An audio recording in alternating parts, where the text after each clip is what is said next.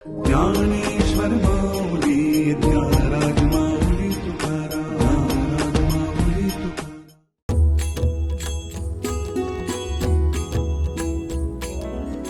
नमस्कार. वारी पंढरीची प्रायोजक PNG jewellers, Kesari world class travel company, Pitambari Curon plus pain relief ऑइलच्या आजच्या भागात मी आदेश बांदेकर आपणा सगळ्यांचं मनापासून स्वागत करतो.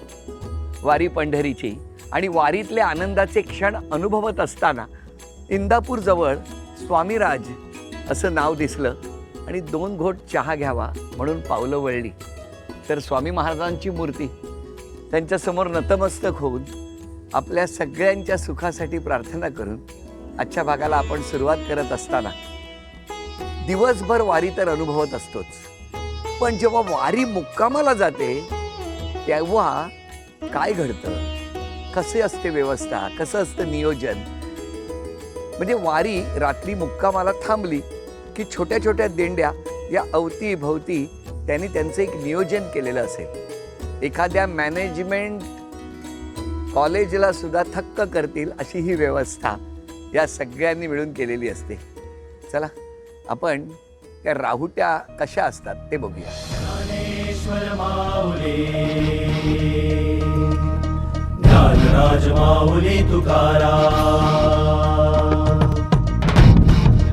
बोला पुंडलिका वरदे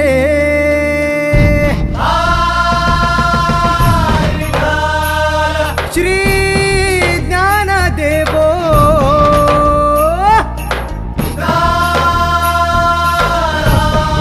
जय हरी. काय छान वाटतंय ना, हे वेगळं वातावरण अनुभवायला मिळतं. आम्ही सुद्धा वारीमध्ये चालतो आहोत. जेव्हा माऊलींचा मुक्काम वाल्हे येथे आहे तेव्हा जाता जाता या ठिकाणी तुम्ही कसे राहता, सगळे वारकरी कसे तंबूमध्ये राहतात हे बघत असताना ना खूप व्यवस्थित नियोजनबद्ध ही सगळी तुमची व्यवस्था दिसली. आपली दिंडीचं नाव? दिंडीचं नाव हे सोमनाथ महाराज चौधरी संभाजीनगर क्षेत्रापासून चालू होती. ते संभाजीनगर एरियामध्ये पंचक्रोशीमध्ये एक 25-50 गावाची मंडळी आहेत. आणि आमच्या दिंडीचं सगळ्यात मोठं वैशिष्ट्य म्हणजे काय, नित्यनियम जे वारकरी संप्रदायाचा नित्यनियम म्हणजे सकाळच्या पारी काकडा, हरिपाठ किंवा जेवणाच्या टायमाला संकल्प, माऊलींना नैवेद्य, आरती ह्या पद्धतीनं आमचं आनंदमय वातावरण राहतं. आणि हे सगळे ग्रामीण भागातील मंडळी असल्यामुळे कसं आहे की आपल्या घरात एक नातेवाईक कोणतरी किंवा एक कुटुंब आहे ह्या पद्धतीनं आमचा शी चाललेला आहे. मी आता बघितलं, आता हरिपाठाची तयारी सुरू आहे. तिकडे विठ्ठल रखुमाईची मूर्ती आहे, व्यवस्थित रांगोळ्या घालणं सुरू आहे. एका बाजूला व्यवस्थित जेवणाची व्यवस्था झालेली आहे, दुसरीकडे चहाची व्यवस्था आहे. सगळ्या गोष्टी नियोजन. मग म्हणजे अगदी या बाजूला दादा कोणाची दाढी करतायत, कोणाचं काय, हे सगळं नियोजनबद्ध आहे. किती तंबू असतील तरी आता सध्या आता सध्या आपल्याकडे 50 ते 55 रावटे आहेत. 50 ते 50 राहुट्या आहेत. 50 राहुट्या म्हणजे सगळे मिळून तुमची किती जणांची दिंडी असतील वारकरी? इथून लोणंदपर्यंत बघा आता सध्याला 900 ते 950 माणसाची लोकसंख्या आपल्यापाशी आहे. पण लोणंदपासून पुढं काय झालं, आता पाठीमागं पावसाच्या वातावरणामुळे वारकरी थोडंसं मागं पुढे झाले. रानातली कामं वगैरे करून घेतलं. पुढं काय होतं, पाठीमागं दिवस जास्त जातात. आळंदीमध्ये 2 दिवस जातात, सासवडला 2 दिवस, पुण्यात 2 दिवस. अशामध्ये काय मंडळीला मस्त ही आनंद घ्यायचा आहे. पण वातावरण, घरचं काम हे सगळं बघत बघत करायच्या भूमिकेने येत राहतील. निघालो तेव्हा पाऊस होता आणि आता बघितलं तर जरा पावसाने उघडलाय पाऊस. पुन्हा पाऊस येईलच. पण मग आता अशा वेळेला सगळ्यांची व्यवस्था किंवा पाऊस आल्यानंतर काही गडबड होते का? काहीच नाही. उलट पाऊस आल्यानंतर इथे एका तंबूत पाण्यात ठेंबे जात नाही. कारण का आपण काय केले, पावसाळ्यासाठी तंबूच्या वरती सेपरेट ताडपत्री आहे. प्रत्येक रावटीला ते नियोजन केलेलं आहे. म्हणजे जेणेकरून येथील वारकऱ्याला, कोणत्याच वारकऱ्याला कोणतीच अडचण न व्हायची, हा सगळा उद्दिष्ट. कारण मगाशी जेव्हा इथे आलोय त्या आल्याबरोबर पहिलं तुमच्याकडनं एक गोष्ट होती ती म्हणजे आलेल्या प्रत्येकाला तुम्ही सांगत होता, ओळखीचा असो नाहीतर नसो, त्यांना तुम्ही सांगत होता चहा घ्या, काहीतरी खाल्ल्याशिवाय जाऊ नका. हे संस्कार या संपूर्ण वारीमध्ये बघायला मिळतात. वारीमध्ये म्हणजे संप्रदायात सगळ्यात मोठं अन्नदान आहे. आणि अन्नदानासारखं दुसरं काहीच दान नाही. सगळ्यात श्रेष्ठ अन्नदान आहे. आणि नंतर मग आमची तर सगळ्या गोष्टी चालत. पण तुमच्या शरीराला तर मेन म्हणजे अन्नाची जर ऊर्जा नसते, तुम्ही काय करणार आहे आणि काय कमावणार आहे आणि संग तरी आपण काय घेऊन जाणार आहे. ही काय झाली, हे का आपलं कुटुंब आहे आणि ह्या कुटुंबातलं एक कोणतरी आपलं मायबाप आहेत, आपला भाऊ आहे किंवा आपल्या घरातली कोणतरी व्यक्ती आहे की बाबा त्या व्यक्तीला ह्या गोष्टीपासून अडचण होणार नाही, ह्या भूमिकेने हे सगळं चाललं. आणि तेच बघतोय आम्ही आल्यापासून. आणि म्हणून वेगवेगळ्या रावट्यांमध्ये जात असताना इथं येऊन थांबलो काही क्षणांसाठी, ते एवढ्यासाठी की इतकं नियोजनबद्ध एकतर निसर्गाच्या सानिध्यात दोन बाजूला दोन उंचावर असलेली देवळं बघतोय, त्याच्या खाली या मंदिराच्या पायथ्याशी अशा छान राहुट्या लावलेल्या आहेत. एकीकडे सगळं धान्याचा साठा, स्वयंपाकघराची व्यवस्था आणि सगळं स्वच्छ, जिथल्या तिथं सगळं व्यवस्थित नियोजनबद्ध असं काम सुरू असतं या वारीमध्ये. आणि म्हणून वारीतला प्रवास हा अत्यंत सुखकारक होत असतो. महाराजांनी सांगितलं त्याच्यामध्ये एक महत्त्वाची गोष्ट अशी होती की पोटात गेलं तर शक्ती राहणार आहे, ऊर्जा मिळणार आहे. त्याच्यामुळे या सगळ्यांचं एकमेकांच्या समन्वयाने, सहकार्याने ही वारी पंढरपुरापर्यंत जाणार आणि आपणही त्या प्रत्येक आनंदाच्या क्षणांचे साक्षीदार होणार आहात. रामकृष्ण हरी माऊली. जय हरी. जय हरी. खूप छान वाटतंय. इतकं नियोजनबद्ध दादांनी सांगितलं आम्हाला, कुठे कशी व्यवस्था आहे, चोख व्यवस्था आहे आणि त्याचबरोबर सगळ्या राहुट्या, प्रत्येकाच्या चेहऱ्यावरती एक प्रसन्नता दिसते, आनंद दिसतोय महाराज. त्यामुळे एकदम वेगळं चैतन्याचं वातावरण आहे. खरंच आहे. तसं वास्तविक पाहता हा जो पालखी सोहळा सुरुवात झालेला आहे, आमचे गुरुनाम गुरु हैबत बाबा यांनी पालखी सोहळा हा सुरुवात केलेला आहे आणि त्यांनी जी परंपरा घालून दिलेली माऊली ज्ञानेश्वर महाराज संस्थानला आणि संस्थांनी जी परंपरा घालून दिली संपूर्ण दिंडी चालकाला, मालकाला, ती आत्तापर्यंत त्यांच्या पावलावर पावलं ठेवून आम्ही मार्गदर्शन करीत आहोत.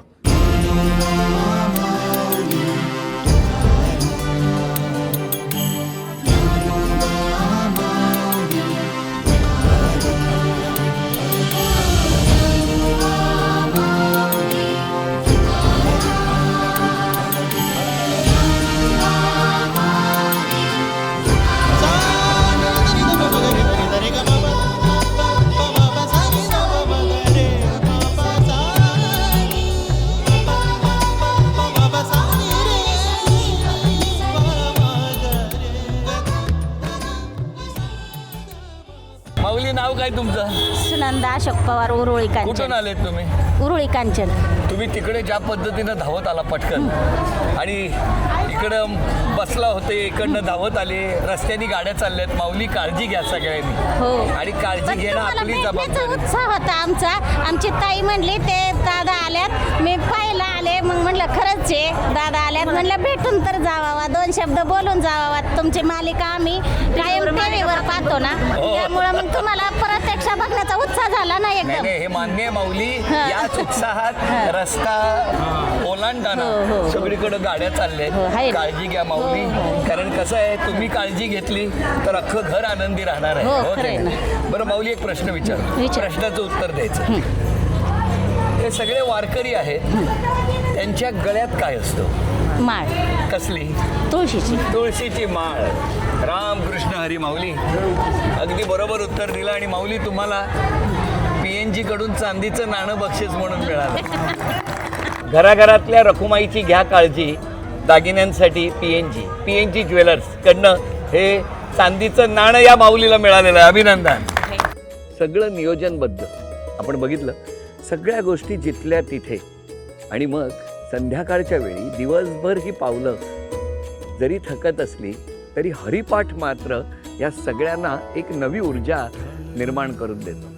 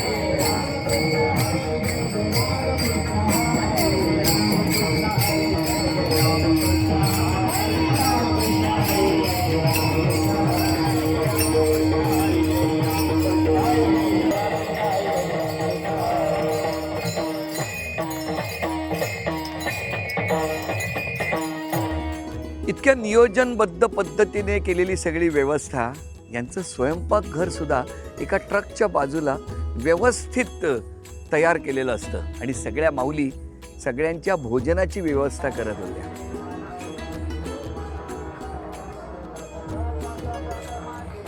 एकीकडे हरिपाठ सुरू झालेला आहे आणि त्याच वेळेला इकडे या माऊली या सगळ्यांची दिंडीकरांची जेवणाची व्यवस्था करतायत. चपात्यांचा आकार बघा.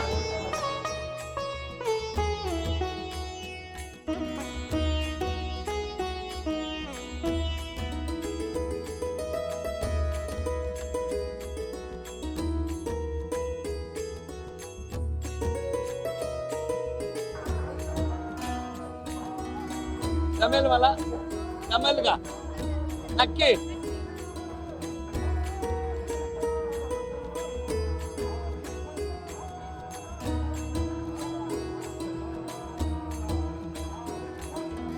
जमलं जमलं. याला तेल लावता.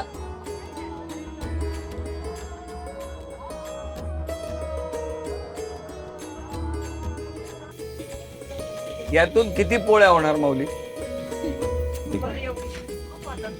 हा, खूप वाचायला खूप म्हणजे किती? एक दुर्डी एका दिंडीच्या पोळ्या. हा. आपण बघितलं तर मोठ्या प्रमाणावरती इथे पीठ मळण्याची आता सुरुवात झालेली आहे. एकीकडे हरिपाठ सुरू असणार आणि जसा जसा हरिपाठ सुरू होईल तसं तसं पीठ मळण्याचं प्रमाण वाढत असतं. माऊली, तुमच्या घरी कोण कोण आहे? आमच्या घरी आई वडील आणि भाऊ ते सगळे बरेच आहे. सासरी आई सासरी बी सगळे कोण कोण? आई वडील भाऊ नंदा. हा, सगळे. आणि मिस्टर मिस्टर बी. आहेत ना? हा, ह्या पीठ मळत असतात. मिस्टरांची आठवण आली की त्या जोराने मळतात. कळलं का? म्हणजे दिवसभराचं जे काही मिस्टरांचं प्रेम किंवा राग आहे तो सगळा त्या पिठाच्या गोळ्यावर निघतोय. हा, माऊली बरोबर बोललो ना? होय म्हणतायत. बरं, तिकडे बघा, तिकडे ऑलरेडी राग काढून झालेला आहे. माऊली, तुमचं नाव काय? योगिता. योगिता. आणि माऊली, तुमचं नाव? गंगा. गंगा सागर. गंगा सागर. त्याच्यामुळे विचार करा, सागरासारखं प्रेमही आहे आणि सागरासारखा रागही आहे.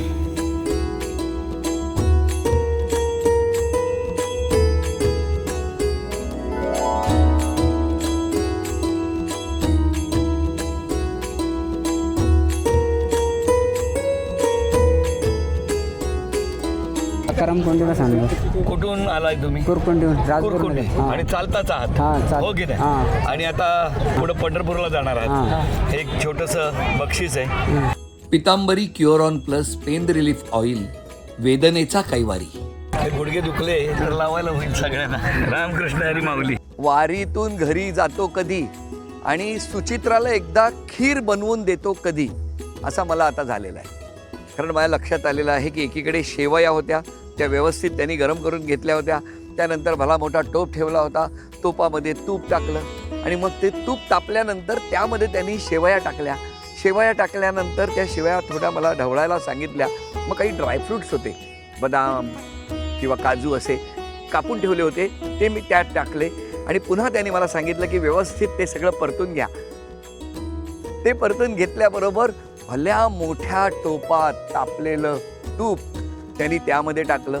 म्हणजे तूप, मग शेवया, शेवया झाल्यानंतर ड्रायफ्रूट, नंतर दूध आणि भरपूर दूध, म्हणजे इतकं दूध त्यामध्ये ओतलं आणि मग पुन्हा ते गरम करता करता अशी छान स्वादिष्ट खीर कशी तयार झाली. असेच गोड क्षण आपण अनुभवणार आहोत या वारीत.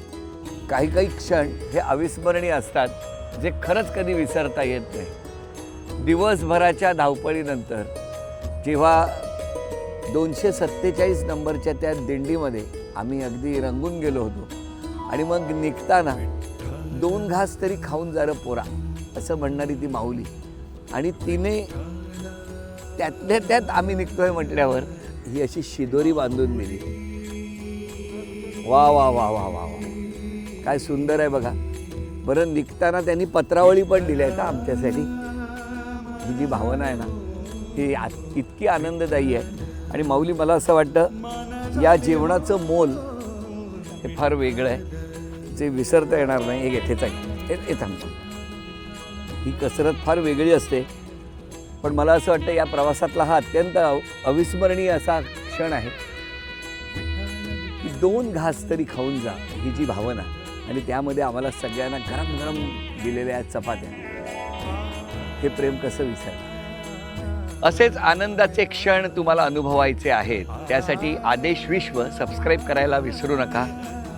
लाईक करा, बेल आयकॉन समोरचं बटन दाबा, कारण पुढच्या भागात तुम्हाला माऊलींच्या पादुकांचं नीरा नदीतलं स्नान अनुभवायचं आहे, आणि त्याच वेळेला श्री संत सोपान काका यांचं म्हणजे यांच्या पालखीचं पहिलं रिंगण तेही अनुभवणार आहात.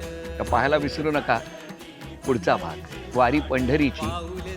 प्रायोजक PNG jewellers, Kesari tours, world class travel company, Pitambari Curon plus, pain relief ऑइलचा पुढचा भाग. राम. पाऊले चालती पंढरीची वाट, पाऊले चालती पंढरीची वाट, पंढरीची वाट, पंढरीची वाट, पंढरीची वाट. ओ मन शांत होता पुन्हा लागे ओढ, तैसा आणि गोड संसाराचा थाट. ओ मन शांत होता पुन्हा लागे ओढ, तैसा आणि गोड संसाराचा थाट. पाऊले चालती